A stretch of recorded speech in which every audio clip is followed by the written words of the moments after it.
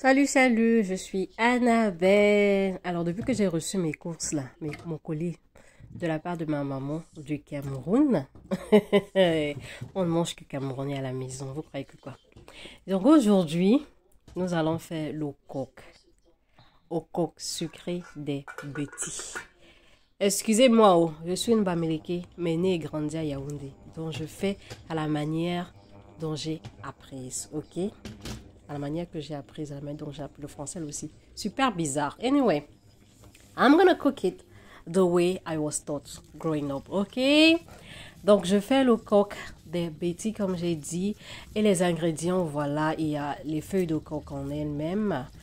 Il y a les noix. Ici, pour avoir la pulpe des noix, tu peux acheter directement dans la canette comme ça, là, comme vous voyez.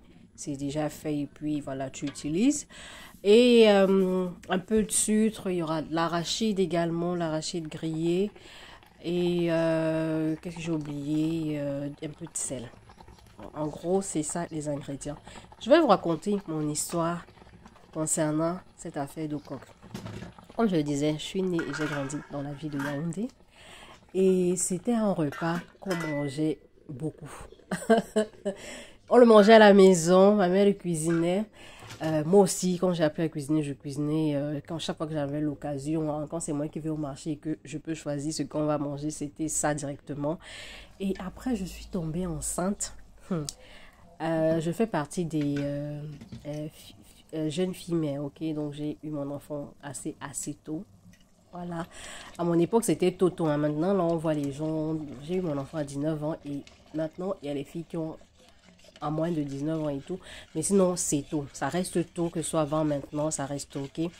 Et cette période-là, quand je suis tombée enceinte, je venais d'avoir mon bac et j'entrais à l'université. Ma première année d'université, je l'ai passée étant enceinte, ok? Donc, j'étais en première année de BTS Banque et Finance et où il y avait mon école, il y avait une dame à la pause où on allait manger le coq, une dame Betty qui faisait le coq. Quand j'allais manger le coq de la dame là, quand je reviens pour faire les cours de l'après-midi, je suis fatiguée. Je ne comprends plus rien. J'ai juste envie de dormir. Non seulement tu es enceinte, en plus il fait chaud. Et après, c'est le soir que tu viens de manger et tout, tu viens de manger le coq. Le coq, ça te plombe le ventre en fait. Quand tu manges ça, tu es calé pour toute la journée. Donc il y a des gens même qui mangent ça comme petit déjeuner le matin et ça te cale toute la journée. Ah non, j'aimais trop ça. Je mangeais tellement ça. Et il n'y a pas longtemps, il y a eu un truc qui est sorti sur une dame justement qui faisait le coq et qui faisait pipi, je sais pas si elle faisait pipi ou elle mettait quoi à l'intérieur pour vendre.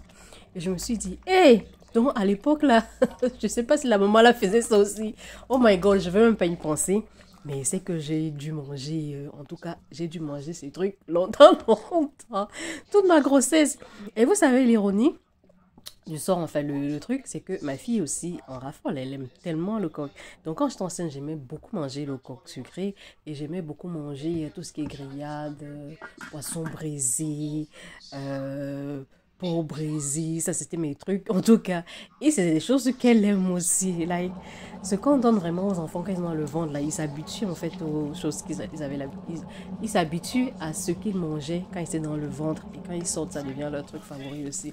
Je vois ça sur ma fille, je vois ça aussi sur d'autres enfants autour de moi. Leur maman aimait quelque chose en particulier. Et puis l'enfant, bizarrement, aime aussi la chose. Oh my God. Donc, depuis qu'on a nos courses du Cameroun, nous on ne mange que camerounais à la maison, pardon. Donc on a bien mangé, bien remangé. En tout cas, moi j'étais super contente. Alors vous allez trouver peut-être que c'est un peu liquide. Franchement, c'est ce que je voulais. Je voulais que ce soit un peu liquide comme ça. J'aime quand c'est... J'aime cette texture-là, ok? J'aime pas quand c'est très lourd, que tu as l'impression que tu es en train de mettre des pierres dans ton ventre, là. J'aime quand c'est un peu liquide, voilà.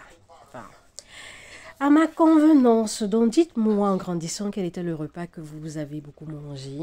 Il y en a même des gens qui ont tellement mangé un repas en particulier et que maintenant étant grands, ils ne veulent même plus en entendre parler. Bon, ça, comme je dis, c'est un truc qu'on fait de temps en temps maintenant. Hein. Là, c'est parce qu'on a reçu les trucs du Cameroun qu'on le fait. Et on va encore le faire, God knows when, peut-être même dans 6 mois, mais c'est pas régulier, c'est pas tout le temps.